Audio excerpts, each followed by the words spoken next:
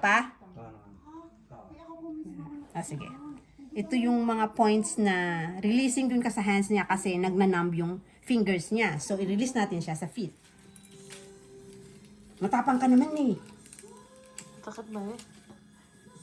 Ma-release lang yan siya. Out of 10, anong pain? Ha? Ilan? 4. 4? Kaya? 4 lang naman pala eh. So dito, Sa unang tusok masakit. unang tusok lang pagpasok niyan, okay na. So sa left side, buong fingers. Okay. So mag-start in between din ako nito kasi from the hand ang problem. So i-release mo siya sa feet.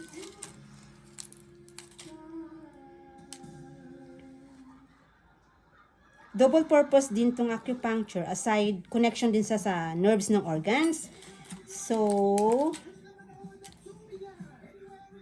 dahil most ng feet niya, anang hands niya nagmanam. So release ko siya dito.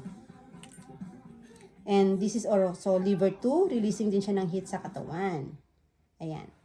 And then dahil most problem niya joints, release ko siya GB34. So, dito tayo guys. Okay, focus nga ha. GB34, 2 bones, and then connection. Yan. Parang makuryente ka nito, gwapo ha. Sandali lang, ayan. Kaya? Kakayanin mo. You have to. So, try mo, habang nandyan yung needles, try mo close open ng hands mo kung may mga na-release. How do you feel? Nawala. Nawala? Nawala? O, sabihin mo, may himala. May himala. Oh, Nawala. may himala. O, di, Nawala nga? nakakahimala. Dito. Nag-release na siya, no? Sige. Ganun ang magic ng acupuncture. Oo, nawala. Oh, di Pero ba? dito pa. Nandyan pa. Sige, hayaan mo. Later on, ma-release niya lang. Tapos, dito focus tayo, girl, ha? Sandali. Kaya ba? Apa. Yan. 2 bones, connection. Kaya lang, hindi ko naman pwede ituro to kasi ito yung pinag-aralan namin. So, kung massage therapist ka, hanggang knuckles ka lang, release mo siya. So, yan ang GB34. This is very good for releasing the joint problem.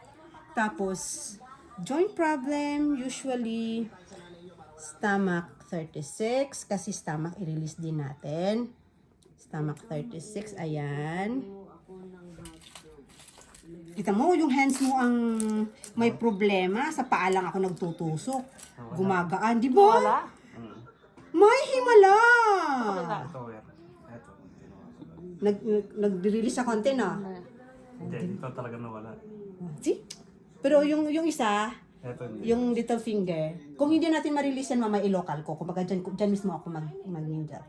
So, stomach 36. Maniniwala ka na may magic ako.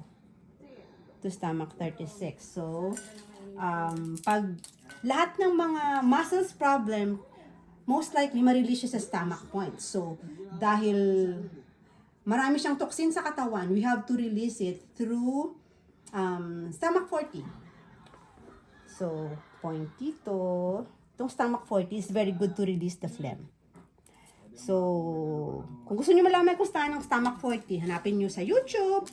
And then, pero kayo, hindi kayo pwede gumamit ng needles. Kayo, knuckles lang. Ayan. Ayan. Tapos, kidney 9. Release din natin ng kidney 9. Kasi yun ang mga phlegm points. Kidney 9 is very good as well. Lalong ginagawa natin ngayon yun kasi nagkakaedad na tayo. Paano kung magkasakit tayo? May mangyari sa atin. Kawawa yung mga bata. Pag bihira naman sumasakit lang likod ko, nagpapamasahe na ako, inuminom ng mga anak natin.